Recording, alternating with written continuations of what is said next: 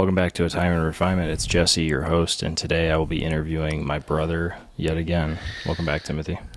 Thanks. Appreciate it. Today I would like to talk about staying on the path and this idea of coherence. Coherence is this idea and frequency, mechanics, if you want to call it that, of staying in the frequency that you want to be, essentially. So what happens with a lot of people is they get into a frequency of peace or contentment or whatever, but they don't maintain that state. So they get distortions. So they get voices saying, you know, you're not good enough, or you can't do this, or you actually won't make it. And that creates a distortion in that field. And when you don't hold that coherence of peace, you won't actually attract and you won't actually become that coherent field. So I want to ask you about that. How have you felt staying coherent, and do you often feel yourself slipping up from your goals? Well, I guess I have to ask what the difference is between you're saying be content on the path, but also I struggle with moving the goalposts, is what they say. So that's what I struggle with. So are we talking specifically about being content just on our path, on my path personally? Yeah, if you want to call it contentment or peace or inner stillness, essentially just holding a higher frequency and maintaining that rather than getting pulled back down by the thoughts in your head. Or so different than like hitting goals and then setting new ones. Yeah. Okay. Yeah. I see what you're saying. Yeah, I mean, I struggle all the time knowing if I'm on the right path. I don't think there's really a rule book for it. There's not a rule book for really,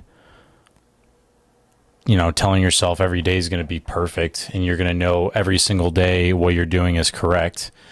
I mean, you know me, I've hopped a bunch of different times. I mean, I've stuck with the main thing for, almost 5 years, but there's been plenty of times that I've wanted to do other things because I had a bad day or bad sales day or a customer yelled at me or whatever it may be.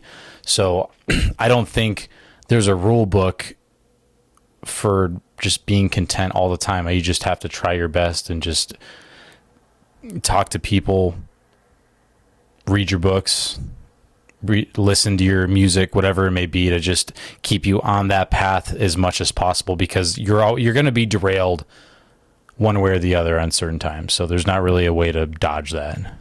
Yeah. Do you think that at a certain point you should deviate from the path you're on, or do you think that staying on that path, no matter what it is, and just sticking with it will eventually yield results? Man, don't know unless we keep going, right? Yeah. I mean, everyone says consistency is key, which is true, but what if you're consistent in the wrong thing? Exactly.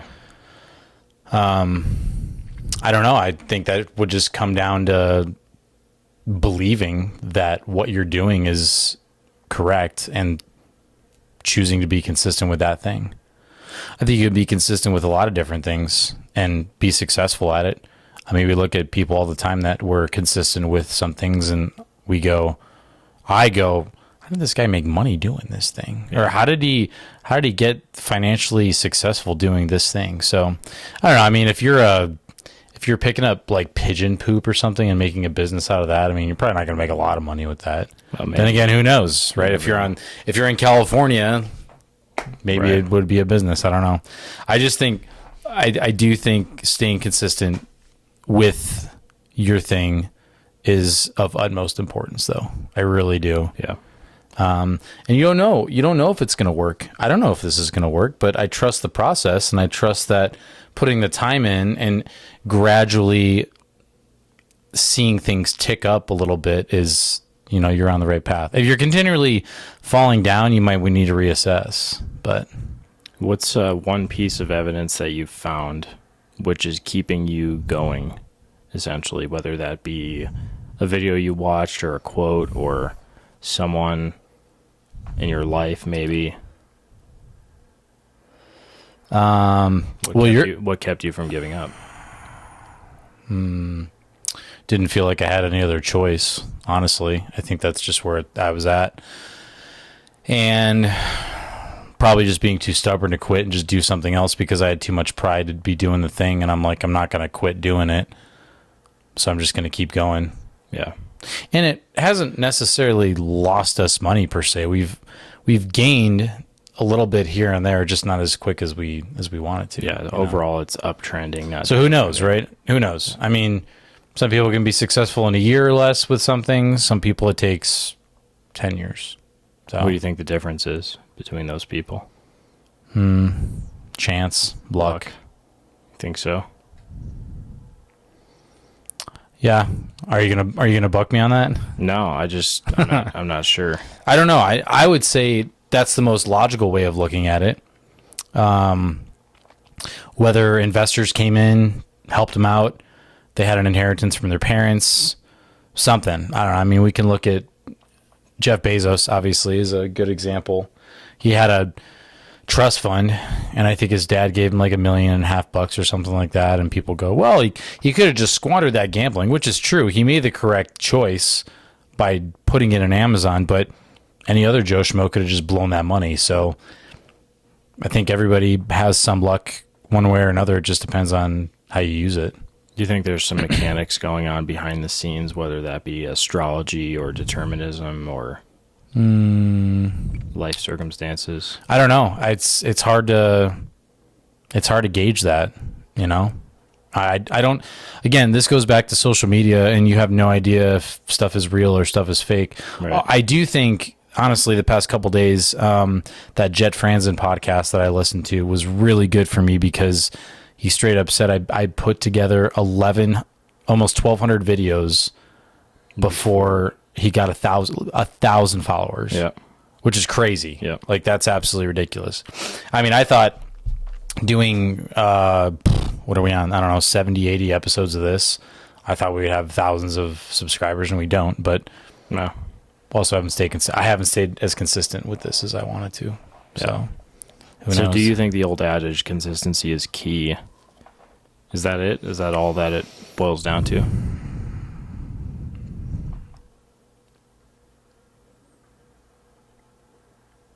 I think it's a big part of it because I look at everybody around me and I see that everybody gets pulled 35 different ways on what they should do or what they need to do. And as I don't agree with everything Alex Hormozy says, but Alex basically says you just have to do one thing and do it for a long time. I don't think it's perfect advice, but I think it's probably some of the best advice that you can get. Yeah. So, I mean, it's kind of the tortoise and the hare thing too, really. I mean, right. The tortoise just kept taking the next step towards the finish line. Right. And that's not the moral of that story, really, but I think that's part of it, ultimately. Well, we know people that have tried many different things and have just continually failed. So there's also that too. Yeah. I don't know. I also think it has to do with, it's probably a lot of different things. It's probably mindset. It's probably frequency. It's probably vibration. It's probably consistency. It's probably all of it at the same time, to be honest. Yeah. So I don't know. What do you think? What do you think on that? Yeah, I think there's definitely a level of that. I noticed for it's really weird, but I would say like the law of detachment is pretty huge.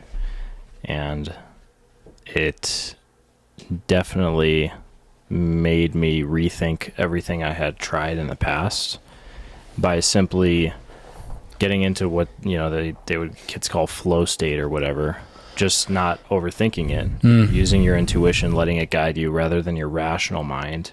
I guess that's the difference between your right brain and your left brain. Just allowing yourself to say it and then post it. And it's not always going to be perfect. Can you give me a quick breakdown on the law of detachment, like inside your head, like just a quick synopsis? Yeah, I think every law of the universe, law of attraction, law of correspondence, polarity, whatever you want to call it, it all has a foundation of the law of detachment, which is essentially because if you put yourself in like the mind of God, God is detached from things because God doesn't need anything. Mm-hmm. So therefore, at the base level, everything is detached from outcomes. Like a peach will fall onto the ground. It's it's not resisting it. It will just fall. Or like the ocean will crash and it will erode the rock. The rock is not resisting it. It's detached from, in a sense. And that's not getting into like, you know, a conscious agent enacting their will on the world or whatever. But, yeah, by being detached, you are essentially surrendering to the flow of how things ought to be. I mean, I can say the few times that I have not worked as hard to build our business, it seems to have just worked out better, and I seem to be less stressed, and I seem, for some strange reason, to have more money in the bank account than if I went and gone and chase, which doesn't logically or mathematically add up in my brain, which is very strange. But when I go and serve food, I have done multiple tests about just being detached from the outcome of the customers, and every single time I will always get at least 50% more tips than I usually do. I know It's really strange. It's nuts. It's like it goes back to trying hard. Like, don't be a try hard. Yeah. You should probably make an episode on trying hard, especially in dating. Guys that try too hard just tend to not. Yeah. I don't know. But I don't. As far as the consistency goes, I mean, that's where I'm at right now. As far as my walk goes, just trying to stay consistent and seeing where it goes. I mean, I look at it as, if I don't stay consistent, what's the alternative? Just not do it. Not do it, right? Like yeah. those are the only two outcomes that I have, is just either do it or I don't do it. There's not really this middle ground of, maybe I'll post once every 5 days or once a week or something. Well, and there's no point in giving up too, because like you don't want to go so far and then just stop. Yeah. You get to the end of the, you know. Yeah. Why would you staircase. have so much progress and then just stop? Yeah. And because you could probably, if you thought of your life as continually going and going and going, and you progress and then you stop right at the very end, even though you don't know that's the end, it's like, if you knew you had to go a little farther, would you? Obviously everyone's like, well, yeah. So might as well just keep going. Just beat the burnout. Yep. Totally. Just keep going. You have anything to end with? Just keep going. Just keep going. There you go. Just keep going. Figure out something that you're passionate about, that you can do. I say easily. When people go and work out, everyone's like, I'm going to do a 2-hour workout 3 or 4 times a week. And then they immediately get burnt out. They're like, why would I do that? Yeah. So my philosophy for myself is making it easy enough to be consistent with it, but also not feel like I absolutely have to do it every single day. Yeah. Meaning that's pretty good. Yeah. Meaning just keep it small. That has to do with workouts. That has to do with diet. That has to do with everything. It's just how our mind works. So why would we overload it like David Goggins and just be miserable on our entire life? And just, why can't we just add something in that we can stay consistent with balance? Yeah. So that's what I got. Well, thank you all for joining us today. And thanks Timothy for coming back on the podcast. Thanks. And, ultimately that's what it is. We want to be able to look back on this video and to see these words and say that all we had to do was just keep going. Yep. So that's our word to you. That's it right there. And I hope that you have a wonderful day and keep on refining. Thanks, Jess.